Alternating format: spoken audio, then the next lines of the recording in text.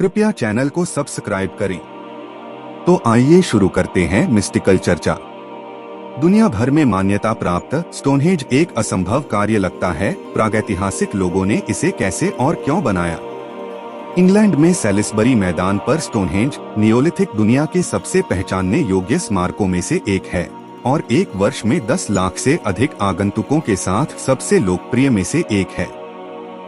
लोग स्टोनहेंज को देखने आते हैं क्योंकि यह इतना बड़ा और असंभव रूप से पुराना है।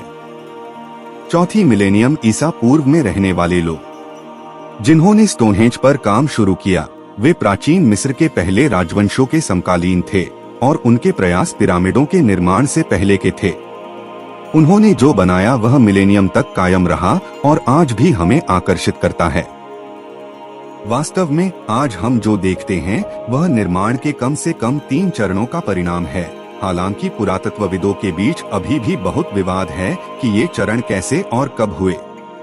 आमतौर पर यह माना जाता है कि स्टोनहेंज में निर्माण का पहला चरण 3100 ईसा पूर्व के आसपास हुआ था, जब लगभग 6 फीट गहरी एक बड़ी गोलाकार खाई खोदी गई थी, जिसके भीतर लगभग 360 फीट व्यास का एक किनारा था, जिसमें उत्तर पूर्व का एक बड़ा प्रवेश द्वार था, दक्षिण में एक छोटा। इस सर्कुलर खाई और किनारे को मिलाकर एक हेंज कहा जाता है। 17वीं शताब्दी के अंग्रेजी पुरातत्वविद जॉन ऑब्रे के बाद हेंज के भीतर 56 गड्ढे खोदे गए, जिनमें से प्रत्येक का व्यास 3 फीट से थोड़ा अधिक था, जिसे ऑब्रे होल कहा जाता था। ऐसा माना जाता है कि ये होल्स या तो मूल रूप से सीधे ब्लूस्टोन या सीधे लकड़ी के बीम से भरे हुए थे। यदि यह ब्लूस्टोन थे जो ऑब्रे के छिद्रों को भरते थे, तो इसमें काफी प्रयास शामिल थे क्योंकि प्रत्येक का वजन 2 से 4 टन के बीच था और वेल्स में लगभग 250 मील दूर प्रेस्ली हिल्स से इन बड़े पत्थरों को लाया गया था।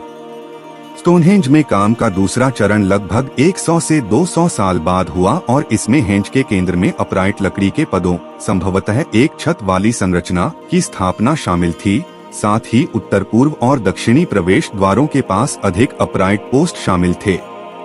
स्टोनहेंज में निर्माण का तीसरा चरण लगभग 400 से 500 साल बाद हुआ और संभवतः लंबे समय तक चला।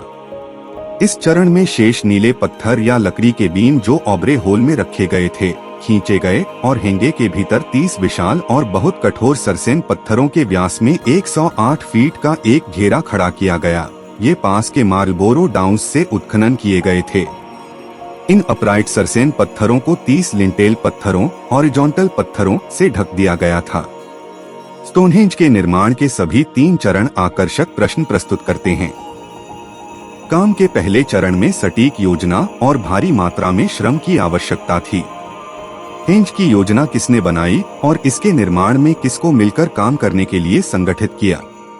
कई साइंटिस्ट्स का मानना है कि हो सकता है इसे दूसरी सभ्यता जो बहुत एडवांस हो उसने बनाया हो, क्योंकि उस समय जब ये बना था इसे बनाना नामुमकिन था। इसका एक एक पत्थर लगभग 25 टन का है। इसे उस समय बिना मशीन के कैसे ऊपर रखा होगा और खड़ा किया होगा, और ऐसा बनाया है कि आज भी ये वही खड़ा है इतने सालों बाद।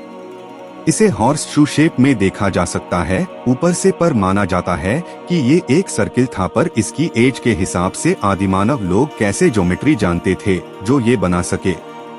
इसमें बारीक कैलकुलेशन के साथ काम किया गया था। कुछ लोगों का मानना है कि इसे एलियंस ने बनाया था जो दूसरी दुनिया या समय से हमारे यहाँ आए थे। तो कुछ लोगों का कहना है कि इसे बनाने में जायंट्स यानी बड़े कद के लोगों का हाथ है जो उस समय वहां रहते होंगे और उन्होंने ही पत्थरों को जमाया होगा। कुछ कहानियों के हिसाब से वहां एक बहुत प्रसिद्ध जादूगर रहता था जिसने जादू से इन्हें बनाया था। तो आपको क्या लगता है? प्लीज चैनल को सब्सक्राइब करें और देखते रहिए मिस्टिकल चर्चा।